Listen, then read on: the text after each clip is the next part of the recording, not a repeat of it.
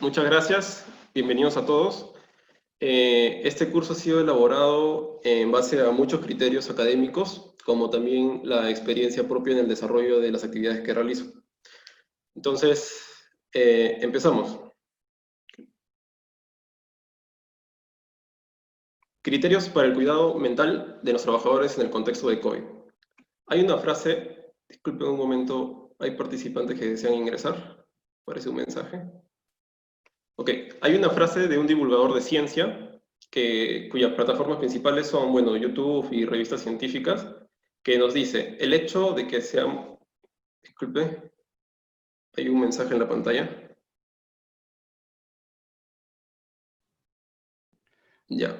Se está viendo correctamente la presentación. La frase dice, lo que nos hace grandes es el hecho de que podamos ver lo pequeño que somos. Como en la imagen que podemos observar, podemos ver que en el universo existen magnitudes desde el tamaño de un átomo hasta cuerpos celestes.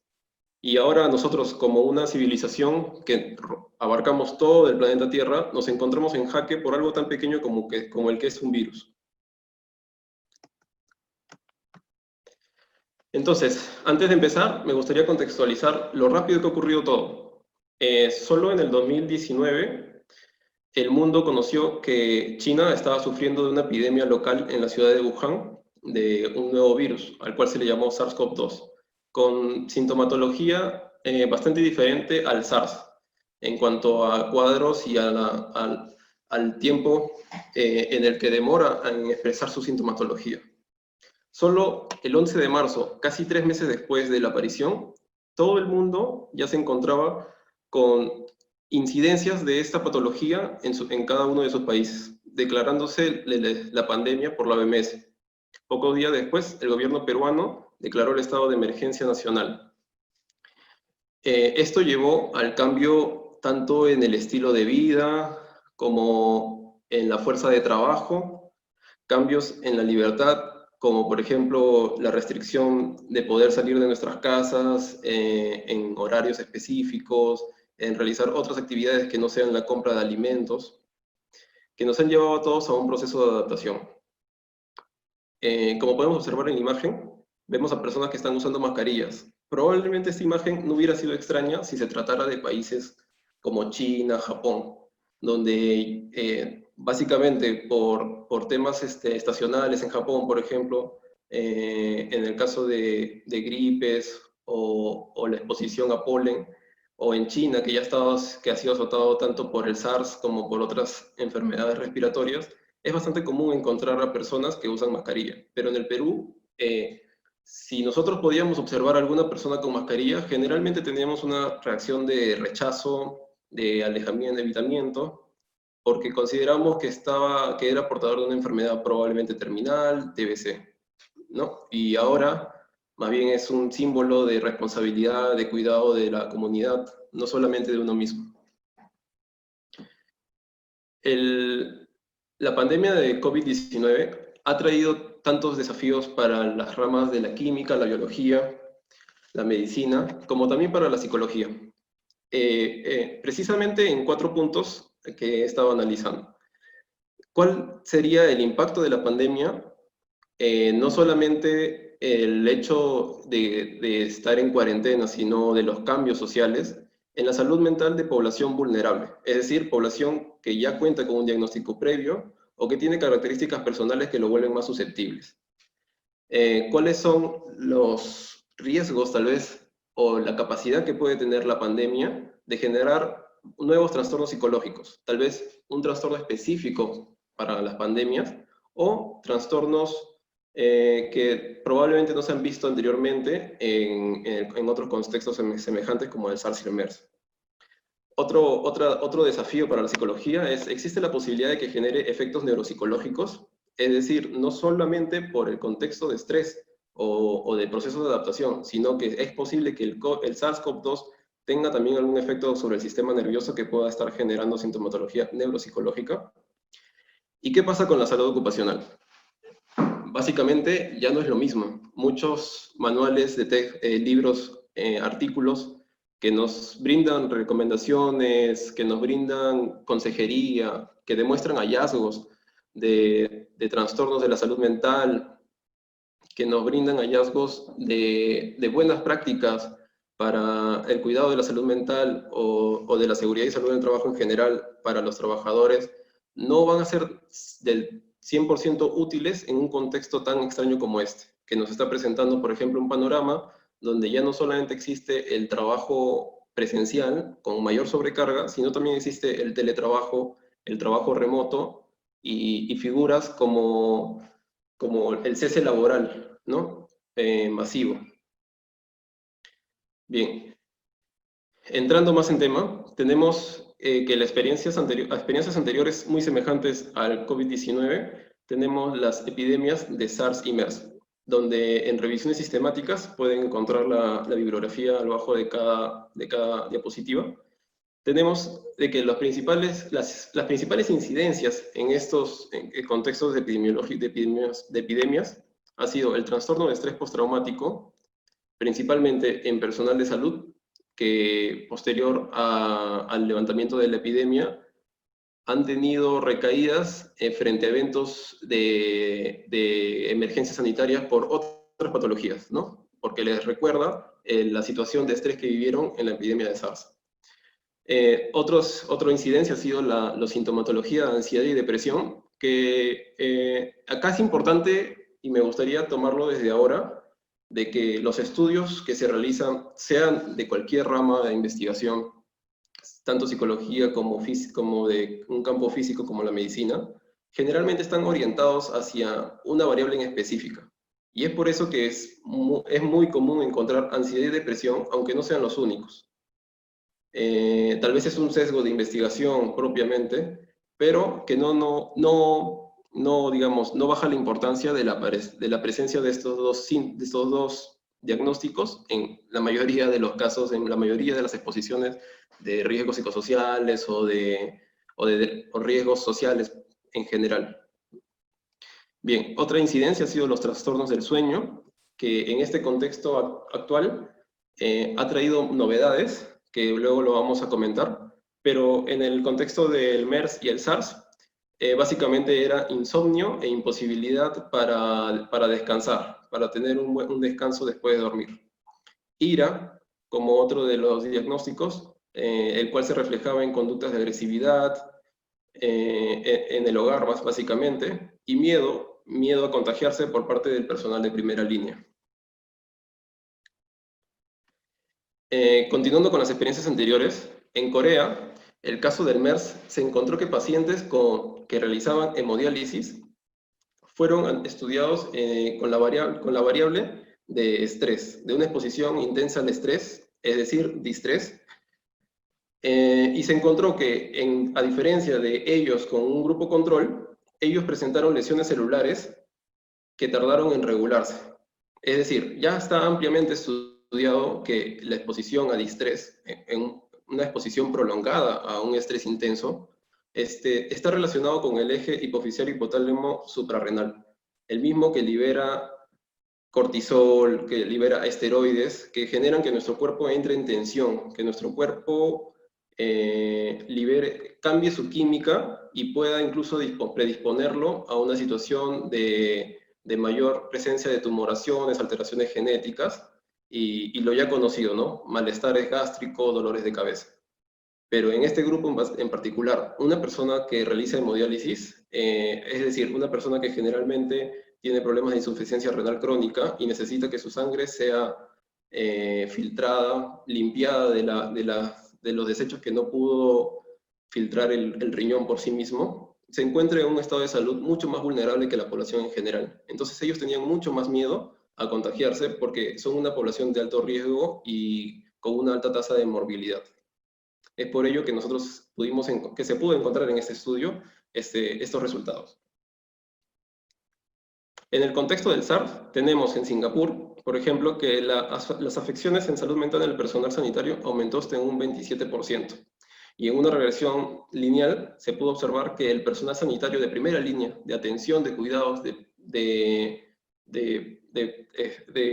pacientes de SARS, tenía hasta 6 veces más probabilidades de desarrollar depresión y burnout. Ahora sí, contextualizándonos en la epidemia del COVID-19, tenemos que una revisión narrativa de la literatura actual, de lo poco que había en realidad de distintos países, que reportaban incidencias de sintomatología, de salud mental de su población, tenemos que la ansiedad, la depresión y el estrés son los principales efectos de la exposición a esta pandemia. En general, porque los estudios, como les mencionaba, son nuevos, una exposición a una pandemia que nos haya recluido a toda la población, a todo el planeta, es relativamente nuevo en muchos contextos. Entonces, como les dije al inicio, la ansiedad, la depresión, por ser básicamente diagnósticos que cuentan con instrumentos válidos y fiables en población en general y sin contextos como este, es muy probable que sea el motivo por el cual aparece. El estrés también, nuevamente, porque es de fácil medición, hay muchas variables que nos pueden permitir, variables e instrumentos que nos pueden permitir llegar a configurar el constructo de estrés y poder reportarlo. Sin embargo, eso no quiere decir que sea lo único que pueda causar una epidemia, lo único que pueda causar la pandemia de SARS-CoV-2. Eso lo dejo como un criterio importante para todos, porque en sus centros laborales no solamente se va a hacer vigilancia de ansiedad, depresión y estrés, sino de otros factores de riesgo psicosociales, otros síntomas, la presencia de otros tipos de conductas que no necesariamente están relacionadas a ansiedad, depresión y estrés. Bien, y en el caso de los trastornos neuropsicológicos, como era uno de los desafíos mencionados, hay muy poca literatura, la verdad. Se está teorizando que el COVID-19 podría llegar al sistema nervioso central, ya que se ha encontrado presencia de SARS-CoV-2 en líquido cefalorraquídeo, teorizándose que podría entrar a través del bulbo raquídeo, motivo por el cual puede llegar a tener esos cuadros de espasmos respiratorios o cardíacos. También en relación a los sentidos, ¿no? A las células nerviosas encargadas de la percepción, como el del gusto, del olfato, llegando a establecerse métodos para identificación de casos sospecha. En Estados Unidos, por ejemplo, la prueba del vinagre, que paraban a transeúntes o detenían vehículos y les hacían oler un algodón que estaba empañado con vinagre. Si no lograban identificar algún olor extraño, eran tratados como una persona sospecha. Otras alteraciones del estado de conciencia, obnubilaciones, muy vagamente descritos, como les digo, la literatura en cuanto a neuropsicología, en el caso del COVID, es todavía incipiente. Y bueno, parestesias, que es la sensación de pulsaciones en las extremidades, y otros que, bueno, básicamente están relacionados con el sueño. Nuevamente, siempre hay que aplicar una lectura crítica cuando se lee literatura académica, porque lo que el autor de un artículo pronuncia como conclusión no necesariamente es la verdad, y eso es lo bueno de la ciencia, sino que hay que tomarlo como su aporte y nosotros tenemos que evaluarlo. Podemos entender, por ejemplo, que las alteraciones del sueño no solamente están relacionadas a que el COVID pueda tener un efecto sobre el sistema nervioso central, sino que también podrían estar relacionadas a este estado de confinamiento domiciliario, a la falta tal vez de una variedad en nuestra alimentación. Igualmente con las parestesias. Bien. Y en un fin de tratar de identificar cuáles son estos factores causales de este trastorno de estrés postraumático en este contexto de la pandemia por COVID, se encontró, por ejemplo, que el estigma, principalmente tanto en trabajadores de salud como en los casos positivos de COVID, que, bueno, se ha difundido por redes sociales, como a médicos se les colocaba en su puerta que estaban agradecidos, se les colocaba un cartel en su puerta mencionando que están agradecidos por su servicio, pero que no desean que regrese al edificio porque es un potencial factor de riesgo de contagio para la comunidad, para las familias que viven en el edificio. o el temor de saber de que tu vecino tenga COVID-19 y no quieres contagiarte, así que evitas el contacto con la familia incluso. Este tipo de estigma sobre los casos positivos y los trabajadores de primera línea se ha identificado como uno de los principales factores para el trastorno de estrés postraumático. La duración de la cuarentena, incluso la OMS recomienda que los gobiernos sean muy técnicos en definir cuánto es el tiempo necesario de duración de una cuarentena para la contención y los fines de sus proyectos de salud. El miedo al contagio, principalmente como se mencionaba en las personas que tienen factores de riesgo para COVID, bueno, el aburrimiento, la falta de actividad física, estamos hablando también de la falta de actividades sociales. Hay que recordar que hace muchos años, cerca de 1985, 75, ya la APA, la Asociación de Psicología Americana, en uno de sus estudios identificó que las relaciones sociales son un pilar del constructo del bienestar mental, del bienestar psicológico. Es por ello que el aburrimiento también es un factor a tener importancia, ¿no? Es muchas veces discriminado porque tal vez entendemos al aburrimiento como algo mucho más ligero y algo muy pasajero cuando estamos en un contexto muy diferente, donde el aburrimiento se puede estar extendiendo el mismo tiempo que dura la cuarentena. La falta de recursos es otro factor. El no tener que comer, no tener dinero, los problemas económicos y la mala información. Aquí es tanto la OMS como la literatura, ya más adelante vamos a encontrar también una cita al respecto, declara que la información tiene que ser por un solo canal.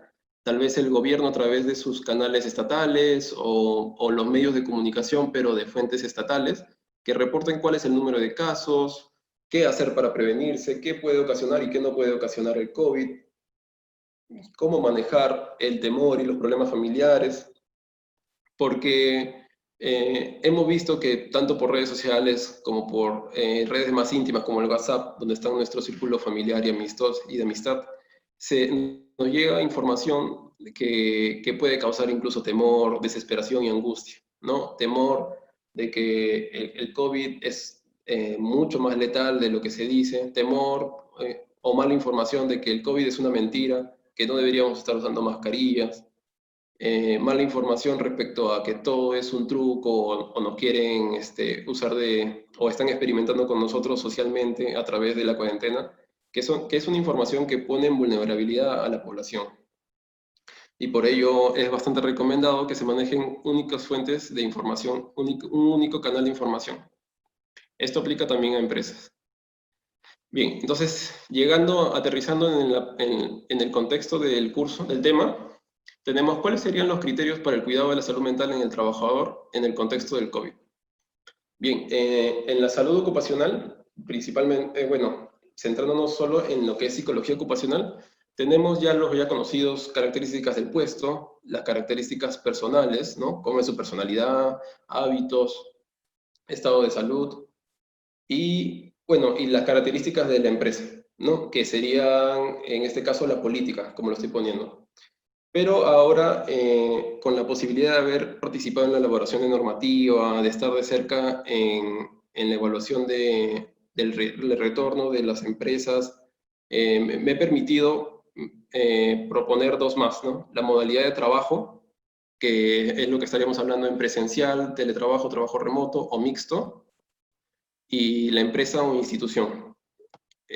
Aquí hablando de si la empresa es de servicios esenciales, servicios no esenciales, si la institución es una institución pública, genera en todos estos factores cambios radicalmente diferentes.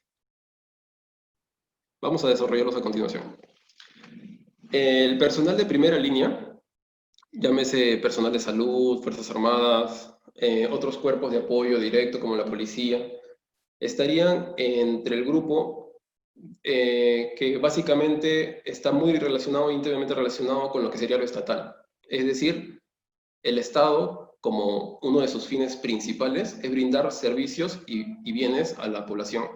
y estos no pueden ser cesados en un contexto de pandemia. Sobre todo, uno de los derechos principales en la Constitución, que es el derecho a la salud. En ese sentido, el personal de salud no puede ir a cuarentena. El personal de salud no puede realizar teletrabajo, por ejemplo, cuando se trata de la primera línea. Es por ello que ya ha habido incidencias importantes en el aspecto de la salud mental y la salud física, incluso ergonómica, de los trabajadores del personal de salud de la primera línea, y los cuales exponemos a continuación. Los síntomas depresivos, en un 50%, todos hemos podido ver los videos del personal de China, que ha sido lo primero que ha dado la vuelta al mundo, que están agotados, intentos de suicidio, básicamente burnout, ¿no? En todo su esplendor. Teníamos trastornos de ansiedad, muchos errores y no intencionales, ¿no? Problemas para el manejo del trabajo en ese momento, trastornos del sueño como el insomnio y el distrés, que como vemos es el mayor porcentaje. En el personal de salud es mucho más fácil encontrar y definir el burnout. Disculpe. Más fácil definir el burnout, ya que para ellos fue creado este constructo. Y sí, el estudio del distrés se hizo con instrumentos de burnout, ¿no? Identificando sus 3 características. Sobre todo la final, que es la de la disociación con el paciente, ¿no? Por ya un cansancio y un agotamiento emocional muy complicado por el número de muertes que estamos viendo diarias. Imagínense en países donde la densidad poblacional es mayor, el porcentaje estadístico es muy fácil de sacar cuántos podrían morir al día. En ese contexto, bueno, la Resolución Ministerial 239-2020 del MINSA y sus modificatorias propone un plan de vigilancia de la exposición de los factores de riesgo ergonómicos y psicosociales. Este plan debe favorecer no solamente la afiliación del trabajador a todos los demás lineamientos que están dentro de ese plan de vigilancia para la prevención, que son de un corte un poco más de bioseguridad, sino que también tienen un enfoque sobre la salud mental de los trabajadores. Este capítulo de comorbilidades que se puso en la norma estaba orientado, si bien en un inicio, a personal básicamente de primera línea, personal con este tipo de sobrecarga laboral, con mayor temor al contagio, con mayor probabilidad de exposición a situaciones muy complejas como tener que dar la noticia de que un familiar ha muerto o tomar decisiones difíciles, ¿no? Sobre el paso a UCI. Para ellos fue creado inicialmente, pero observando la literatura y el contexto internacional, se vio por conveniente no indicar esa precisión de que solo iba a ser para este grupo de primera línea, sino que también para todos, ya que, como vamos a ver a continuación, hay aspectos importantes para los otros grupos ocupacionales. No todo es el grupo de primera línea. Bien, el plan del cual se habla en el capítulo de comorbilidades de la Resolución Ministerial 239, básicamente podría tener este cuerpo, que está elaborado en base a una propuesta realizada por la Universidad de Antioquia y la guía de salud mental para los trabajadores de salud, que es propuesta por el MINSA. No es un elaborado de ambos. No es que no lo van a encontrar en una de las dos normas. El cual se estructuraría en 2 partes, ¿no? El plan de vigilancia de la salud mental tendría por un lado los requerimientos básicos, que son el personal específicamente ubicado o posicionado en las funciones de verificar y supervisión del cumplimiento del plan, ambientes especiales para el manejo de los trabajadores que estén presentando incidencias de salud mental, ¿no? Como por ejemplo también caso sospecha, podría utilizarse el mismo ambiente. Los materiales necesarios, en el caso de la salud mental, los cuestionarios, instrumentos, ya la Resolución Ministerial 180 propone un instrumento de sintomatología en salud mental en general, ¿no? Que ya abarca, ¿no? Lo que es depresión, ansiedad, estrés, pero como también otro tipo de sintomatología psicopática de corte psicótica, que también nos va a permitir dilucidar tal vez otro diagnóstico. Y, bueno, también es necesario la estructuración de las condiciones de trabajo y empleo que estén consideradas en el plan. Ya el gobierno ha mencionado que todo el personal de salud que trabaja para el Estado, sea por salud, que funciona como una institución privada, o por el MINSA, tienen que contar con un contrato de tipo CAS, por ejemplo, o en su defecto, por la nueva normativa del Congreso, debería estar en un contrato de tipo planilla indeterminada, como podría ser 276 o 728 en esos regímenes, o servir. Pero en la realidad no sucede así, y es importante que el trabajador de salud se sienta protegido desde ese lado, desde ese aspecto laboral, ya que sabemos que si un trabajador en una condición de tercero o que no tiene contrato simplemente, que está trabajando por un tiempo hasta que le salga su contrato del cual no conoce el régimen, se va a encontrar expuesto a que si sufre un accidente, si se contagia de COVID, tenía un factor de comorbilidad que no había sido identificado en él antes, y por ejemplo falleciera o quedara gravemente enfermo de salud, no tendría la protección de un sistema de salud, no tendría la protección económica de una pensión. Asimismo, el no contar con un empleo formal, con un empleo, digamos, con un contrato que especifique la remuneración laboral, la remuneración económica, va a llevar también a preocupación, en demoras en los pagos, en discriminación por parte del personal con el que trabaja. Es por eso que es muy importante buscar la formalización en todos los trabajadores que sean de primera línea. Bien, la otra parte del plan ya es el soporte específico. Ya son las acciones que se van a realizar para la protección, para la prevención también de la salud mental. Por un lado tenemos el seguimiento de la salud, ¿no? En instituciones de salud del Estado tenemos, por ejemplo, la vigilancia de sintomatología, empleando, por ejemplo, esa ficha de síntomas de salud mental de la RM-180, o empleando, por ejemplo, otros instrumentos de síntomas o de factores de riesgo psicosociales elaborados en cada institución, el cual se aplica al personal de salud de primera línea, o bueno, que tal vez no esté en primera línea, pero que sí está brindando servicios en la institución de salud, aplicándose diariamente en periodos de 7 días o de 15 días, dependiendo de cómo va saliendo en los resultados. Es bueno también hacer un seguimiento de hábitos, ya que se ha identificado que los trabajadores de este grupo de primera línea aumentan, por ejemplo, el consumo de sustancias, alcohol, cigarro, duermen menos, hay alteraciones alimenticias que no son obviamente deseadas por el mismo trabajador, sino que es parte de la respuesta psicológica a esta exposición al estrés y a la pandemia en general. Entonces es importante identificarlas para poder brindar el apoyo necesario. Y bueno, y los factores de riesgo psicosociales, que básicamente se realizan a través de la evaluación con instrumentos generales, o que en este caso de la pandemia, como es un caso nuevo, los instrumentos de medición de riesgos psicosociales tal vez no estuvieron elaborados para este contexto y podrían estar sesgados en los resultados.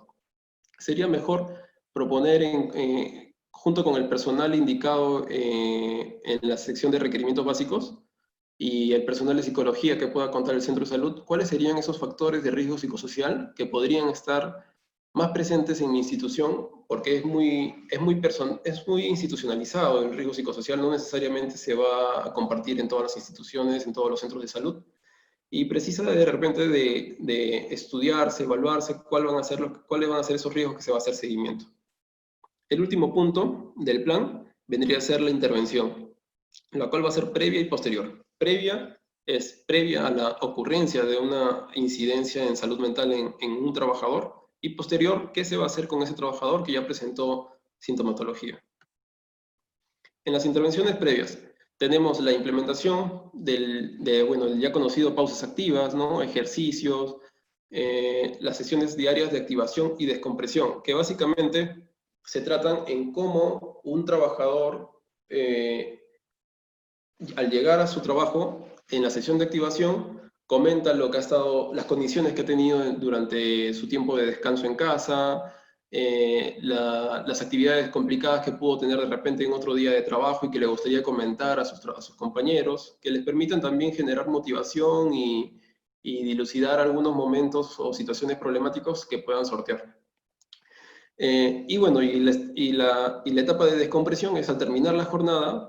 Recordemos que el ser humano es netamente un ser social, un ser de mucha reflexión, y que probablemente en el trabajo, cuando se realicen las reuniones de trabajo, o antes del contexto de la pandemia, cuando hay reuniones de trabajo y siempre se pregunta, ¿hay alguna duda más, algún comentario más? En ese momento tal vez no lo tenemos, pero luego lo reflexionamos y consideramos que hubo muchos temas que tocar o que mencionar, y no hubo momento, ¿no? Entonces, en esta sesión de descompresión, para que el trabajador no tenga que llevar ese estrés, esa preocupación, los casos fuertes o bastante chocantes a su familia, a sus seres queridos, a su pareja, para mantener una diferenciación clara entre lo que es la vida personal y el trabajo, se recomienda realizar esta sesión de descompresión al final de cada sesión de trabajo, donde puedan compartir esas situaciones difíciles que han tenido, donde puede existir un soporte emocional por parte del supervisor de implementar este plan, y asimismo recibir recomendaciones para poder ir a casa como una persona, como un padre de familia, como un esposo, y no como un médico. Única fuente de información actualizada, es decir, como mencionábamos, que es importante que el Estado brinde un solo canal de información, un solo idioma. Es importante también que esto se replique en las instituciones.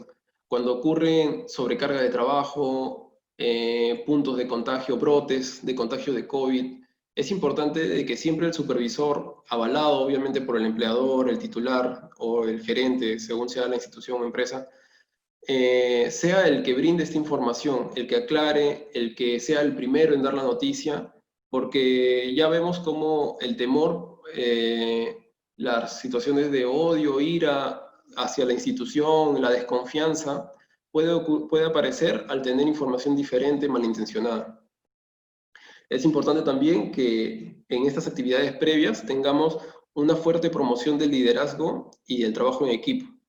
Y ya que estamos hablando de que el grupo de primera línea tiene mucha sobrecarga laboral, es necesario que si uno de ellos, por ejemplo, está presentando sintomatología de estrés, y es vital que no se equivoque, que no cometa un error, es vital que tome decisiones correctas y necesita un descanso, es importante que él pueda confiar en que su equipo lo va a cubrir por los 5 minutos que necesite o 15 minutos que necesite. Es importante también un líder en cada área. El líder no necesariamente es el que sustenta un cargo, no es el gerente, no es el jefe del equipo médico, no es necesariamente el titular de la institución. El líder puede ser cualquiera que dé recomendaciones, cualquiera en un equipo que ayude a organizar el trabajo y dé el ejemplo en cómo hacerlo correctamente. Es importante también considerar la promoción de hábitos saludables, el ejercicio, la buena alimentación, el descanso, las prácticas de relajación, como pueden ser las ya muy conocidas técnicas de relajación como la de Jacobson, la de Shades, o si prefieren las meditaciones, que hay muchos estudios que soportan la práctica de medicación en el beneficio no solamente para el desarrollo de un sistema, de un bienestar personal, sino también de un desarrollo neuronal mucho más fuerte. Y por último tenemos a la preparación del personal en situaciones estresantes. Para ello tenemos ya organizaciones internacionales que han brindado su apoyo, que han previsto estas situaciones y las han transformado en guías, en diálogos, en fichas interactivas, e incluso hay videos, aquí como podemos verlo, en CEAS-PC COVID-19, donde vamos a encontrar mucho material respecto a qué decir, qué hacer, cómo actuar, en qué gesto debo poner ante situaciones complicadas. Por ejemplo, en esta página, el personal de salud, bueno, básicamente el supervisor debería ser el que busque esto, el supervisor que implemente el plan, y lo brinde, lo difunda con su personal de salud, va a encontrar aquí videos, material como diálogos de cómo ayudar o cómo contactar a un familiar que está en casa, tal vez en provincia, de un paciente que está en Lima y que va a fallecer y quiere tal vez darle las últimas palabras a través del teléfono, cómo comunicar fallecimientos, cómo tratar a un perdón, a un paciente que tiene factores de riesgo y está muy asustado de que su situación empeore, y bueno, y muchas otras situaciones que ya están descritas en esta página y que la recomiendo mucho porque se ha visto de que personal de salud ha compartido con gratificación esta página y que les ha funcionado bastante bien. Bien, y en lo que tenemos como la intervención posterior, ¿qué hacer cuando tenemos ya un caso a una incidencia entre nuestros trabajadores de primera línea de salud, con ansiedad, depresión, estrés, algún brote tal vez o intenciones de generarse autodaño? Entonces tenemos, por ejemplo, que debe contar el equipo, el personal de supervisión, con un equipo de emergencia psicosocial. Bueno, ya está descrito ya en realidad en la resolución ministerial 180, como en la guía de salud, que son básicamente actividades de relajación, reposo inmediata, contar con un ambiente cómodo, una camilla donde el trabajador pueda descansar, pueda desfogar de repente su carga emocional. Si es preciso, si el trabajador no es que ha tenido un evento, un episodio depresivo, un episodio de ansiedad o un episodio de estrés, sino que ya se está configurando un diagnóstico tal vez de depresión, de burnout, precisará una atención individualizada. Por ello, el equipo debe contar con un psicólogo preparado. Básicamente necesitaría conocer un poco de salud ocupacional para no focalizar de repente en las preguntas y el contexto a la familia, sino más al trabajo, a lo que realiza en este contexto de COVID, y que esté disponible tal vez incluso por telepsicología, ¿no? Como una forma de teletrabajo para poder hacerle seguimiento en línea y acompañarlo hasta su alta. Identificar, y como una de las actividades de la intervención posterior también está identificar esos agentes causales que puedan ser los que catalicen la presencia de estos síntomas y signos, y cómo poder modificar la estructura del trabajo, la distribución de las tareas en el personal. Probablemente sea muy complicado hacerlo, sobre todo en el sector público, donde hay normativa, hay guías técnicas, guías de práctica clínica, que se deben cumplir sí o sí, pero en lo que no esté abarcado por estas normativas, por estos lineamientos, tratar de hacer lo posible para evitar la presencia de estos agentes estresores. Otro tipo de personal en primera línea tenemos a las Fuerzas Armadas y a la Policía Nacional. Estas son instituciones altamente formadas, son profesionales del control del orden público, y que la verdad es que sin ellos el Estado no podría hacer realidad los fines de prevención y de bioseguridad que tiene para la población. Imagínense, si no hubiera salido las Fuerzas Armadas, es muy probable que el contagio haya sido mucho mayor, que no se haya respetado el aislamiento domiciliario obligatorio, que no se haya respetado, por ejemplo, el salir a adquirir bienes o servicios que no estaban dentro de los esenciales, y la situación actualmente sería otra. Entonces, también le debemos mucho a ellos. En ellos también existe un mayor riesgo de contagio, ya que recordemos que los equipos COVID en provincia, en las distintas regiones, incluso en Lima, están conformados principalmente por personal de Fuerzas Armadas, de la policía, de centros de epidemiología, que recogen a veces a los fallecidos en las calles que no saben si fue por COVID o no, que transportan o tratan de comunicarse rápidamente con los centros de salud cuando ven un caso sospecha en la calle con problemas respiratorios, ¿no? Y entonces ellos están bastante expuestos a estos casos. Otra situación de riesgo para ellos es la reducción progresiva del pie de fuerza. El pie de fuerza es el número base con el que se empieza una actividad de Fuerzas Armadas o policial, ¿no? Como pudimos observar, al inicio de la pandemia, o tal vez en la primera a la segunda semana de la pandemia, el número de los efectivos de Fuerzas Armadas y policiales fue mucho mayor al que podemos ver hoy, que tal vez es menor, están haciendo rotaciones, hay bajas por contagios, hay lamentablemente bajas por fallecimientos. Y esta disminución genera también una mayor preocupación, estrés por la probabilidad de no poder controlar a las personas. Entonces, imagínense si todas las personas estuvieran en la calle y ellos tuvieran que controlar eso, sabiendo que ellos tienen sus propios protocolos porque son profesionales de su rama.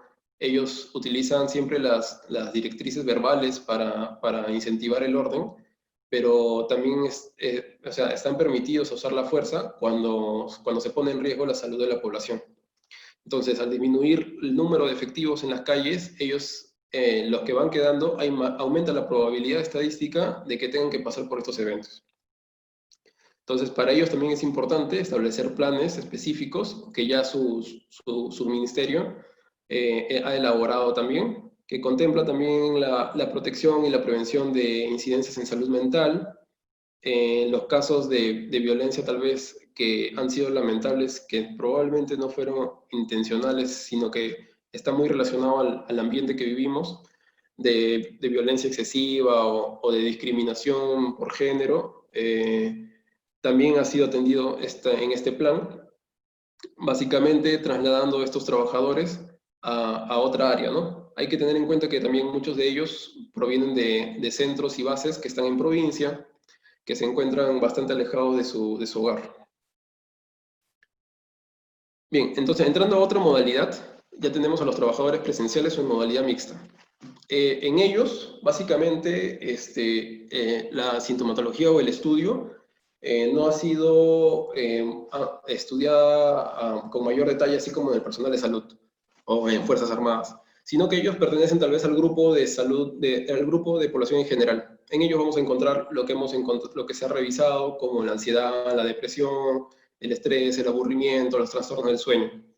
Es importante que desde la salud mental, la psicología, el apoyo sea brindarles el EPP, que cuenten con todo el EPP necesario, brindarles igual siempre un solo canal de información, tener reuniones siempre por medios digitales.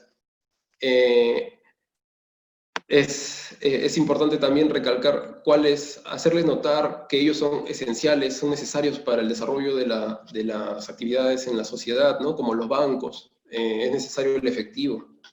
Es importante también que en ellos exista la formalidad, nuevamente, igual que en el personal de salud, al estar más expuestos, es importante que ellos cuenten con una protección de seguro social en caso hubiese o no un contagio.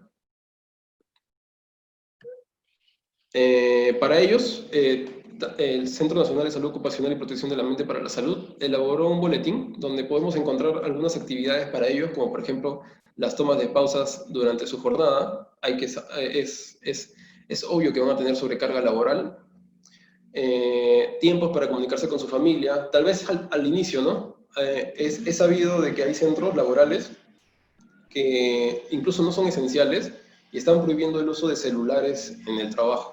Entonces, le están quitando la oportunidad al trabajador que se está exponiendo, que de repente tiene familia vulnerable en casa o con algún trastorno mental, de poder decirles que están bien, que llegaron bien a su trabajo, que se van a demorar un poco más en el trabajo y generan estas situaciones de estrés en la familia, ¿no? Que deberían evitarse. Siempre con ellos lo mismo, ¿no? De que es fortalecer el trabajo en equipo, el apoyo en los demás, como no hay lineamientos específicos de bioseguridad para cada uno de los sectores tan restrictivos, más allá de la norma como la 239, se pueden hacer cambios en la estructura del trabajo, de la distribución de las tareas. Y por último, la vigilancia de los factores psicosociales en relación al miedo, al contagio y al distrés.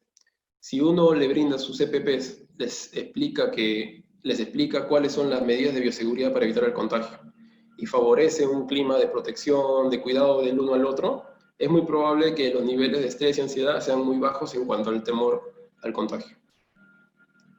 En el caso de los trabajadores por teletrabajo y trabajo remoto, este concepto ya es bastante antiguo, de 1973, pero se empezó a desarrollar entre los 80 y 90, y en el 2017 en el 2016 Brasil empieza con el primer centro de teletrabajo y solo en el 2017 se calculaba que había ya 13 millones de trabajadores en Latinoamérica y el Caribe con esta modalidad.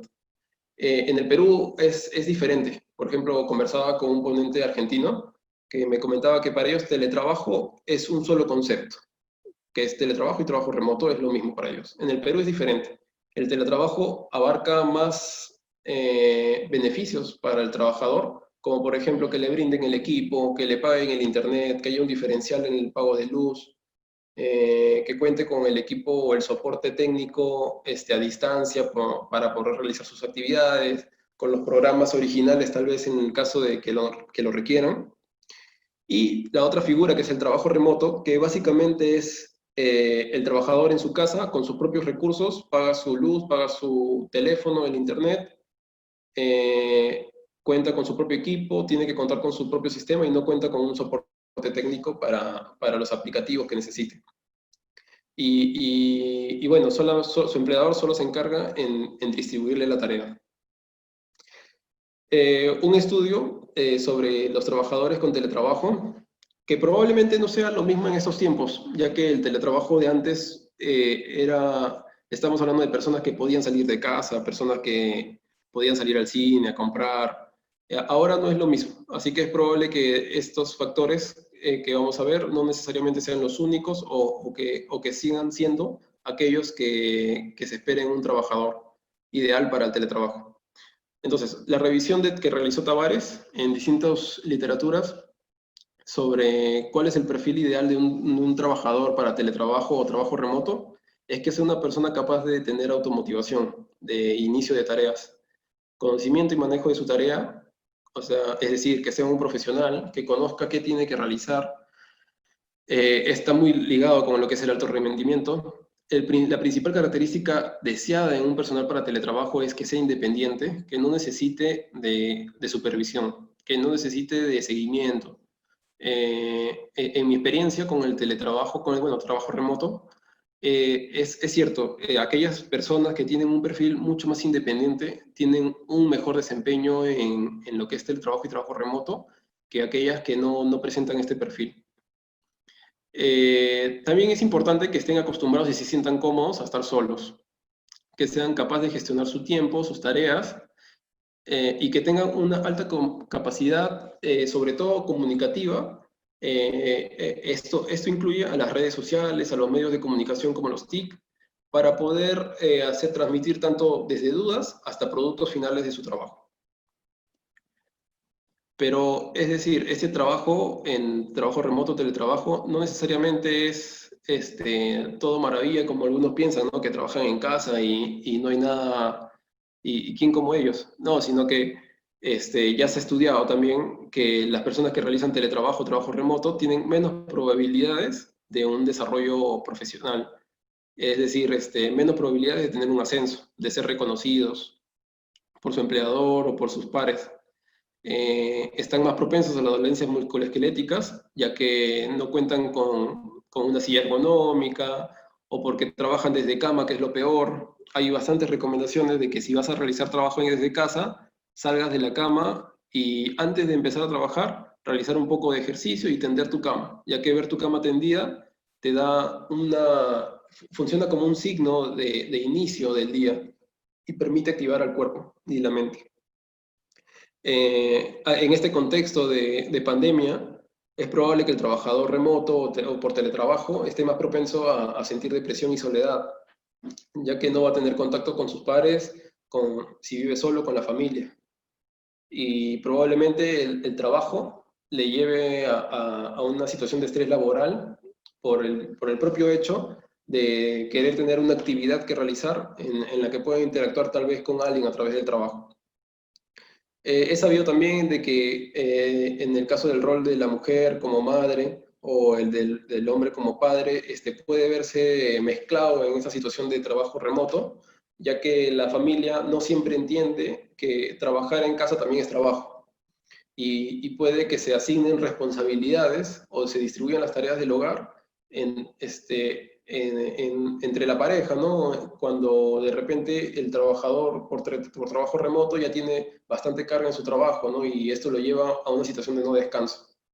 Asimismo, hablando de signos de activación psicológica, tenemos también que el teletrabajo puede generar una confusión de roles, ¿no? Entonces, el trabajador que es un directivo y está en casa puede tener, digamos, dificultades para cambiar ese rol de directivo con su familia. O de repente no distingue cuándo acaba su trabajo de cuándo empieza el rol de padre. Entonces, llevándolo a esa situación, sensación permanente de estrés, de tensión, de que tiene que responder el teléfono, sobre todo cuando no hay horario, ¿no? Cuando no hay, eh, por ejemplo, un único medio de contacto que podría ser el correo, sino que podría ser por cualquier medio. Para ello, las consideraciones son organizar siempre un ambiente cómodo en casa, como se mencionó, tender la cama. Si va a ser tu cuarto, está bien, pero hay que mantenerlo ordenado. El diálogo con la familia para explicarles que el trabajo desde casa también es trabajo. La organización del trabajo y el tiempo es vital, bueno, pero las personas que realizan teletrabajo y se adaptan a ellas, se espera que sean capaces de realizarlo. Asimismo, se recomienda de que sea reversible, que una persona que esté en teletrabajo por voluntad o por obligación pueda optar por regresar a una modalidad de trabajo presencial. Es bastante recomendable, ya que nos permitiría de repente evitar situaciones como el presentismo, situaciones como la sobrecarga de trabajo o la soledad, ¿no? Esto no aplica, por ejemplo, al personal con factores de riesgo. El respeto del horario laboral. Este es un tema que se va a tocar también más adelante, porque no en todas las entidades se puede hacer ello. Promoción de hábitos saludables por parte del supervisor de la empresa, el supervisor de la implementación de los planes de vigilancia de COVID y sus comorbilidades, que es importante que siempre estén pendientes de que ellos realicen alguna actividad, que hagan pausas activas. He sabido de empresas que les envían algún mensaje o que su aplicativo de trabajo separa cada hora para indicarles que tienen que hacer estiramientos. Esa es una muy buena práctica, por ejemplo. La vigilancia del presentismo. El presentismo es un concepto que básicamente se puede entender como trabajar cuando estás enfermo o cuando no tienes cuando no te sientes en la capacidad plena de realizar tus actividades laborales. Es por ello que estando desde casa hay más probabilidad de que el trabajador realice sus trabajos estando enfermo o sintiéndose mal, incurriendo tal vez en error o en empeorar su situación, y que no lo diga porque el solo hecho de estar en casa ya él lo considera como que está de descanso, ¿no? Tal vez se le complique mucho poder expresarle al empleador o al jefe directo que necesita descansar cuando ya está en casa. Asimismo, como mencionamos, están propensos al estrés por la sobrecarga que puede generar y depresión por la propia dependencia o la falta de contacto con los trabajadores, con pares, con familia. Y bueno, ya para terminar, desde el punto de vista de los criterios que habíamos hablado, llegando a ese punto de criterios a tener en cuenta, estaba la institución, si era empresa o institución, es decir, si es sector público o privado, ya que estos dos sectores tienen bastante diferencia. El privado, por ejemplo, tiene la necesidad de trabajar para existir, ya que sin producción y ventas no puede pagar a su personal y no puede existir, no puede invertir. Asimismo, ellos tienen un fuerte tal vez, que es la formalización, porque tienen más vigilancia por parte de su NAFIL en muchos casos. El caso contrario, en el sector público, por ejemplo, contamos con sistemas administrativos bastante estrictos, supervisados por entidades como la Contraloría y otros entes gubernamentales para otro tipo de actividades o servicios que brinda el Estado, que si no son cumplidos, son sujetos a responsabilidad. Entonces, es mucho más difícil hacer una reorganización del trabajo, de las tareas en este sector. La situación de emergencia también en el sector público, hay que recordar lo que dije al inicio. El sector público, el Estado, tiene la obligación de brindar servicios y bienes al ciudadano, sobre todo cuando estos son, básicamente, bueno, sí, son un monopolio, solo el Estado los brinda, ¿no? Como son la emisión de partidas, de constancias de nacimiento, de otro tipo de servicios que solo los brinda el Estado y que son necesarios. nos lleva de repente a una situación en la que se tengan que trabajar más horas, en otros horarios.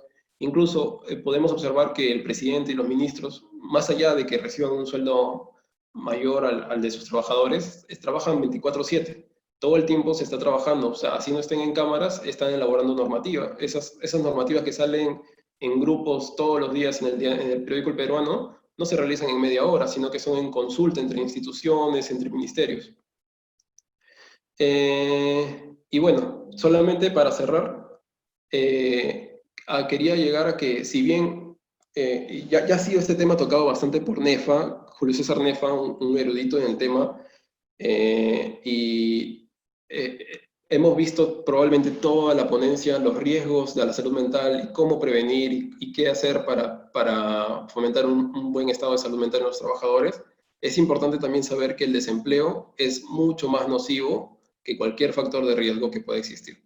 Entonces, el desempleo lleva a una situación de precariedad de las personas y es importante la formalización y la promoción del trabajo porque ellos se encuentran mucho más desprotegidos y no tienen los recursos tal vez para poder llegar a un sistema de salud, para alimentarse o para prever, por ejemplo, algunas necesidades de recreación como los que tal vez cuentan con un empleo sí tienen y son bastante favorecidos. Entonces, termino con una frase mencionada por la ministra de Economía, que es, pregúntate, ¿qué puedo yo hacer? ¿Qué podemos hacer para ayudar? Espero que lo que yo les haya comentado en esta sesión haya sido de ayuda para poder dilucidar qué actividades puedo realizar para proteger a mis trabajadores, qué hacer cuando ya tengo un caso de incidencia de alguna patología de salud mental y qué otras alternativas tengo para mejorar el clima laboral. Bueno, eso sería todo. Muchas gracias.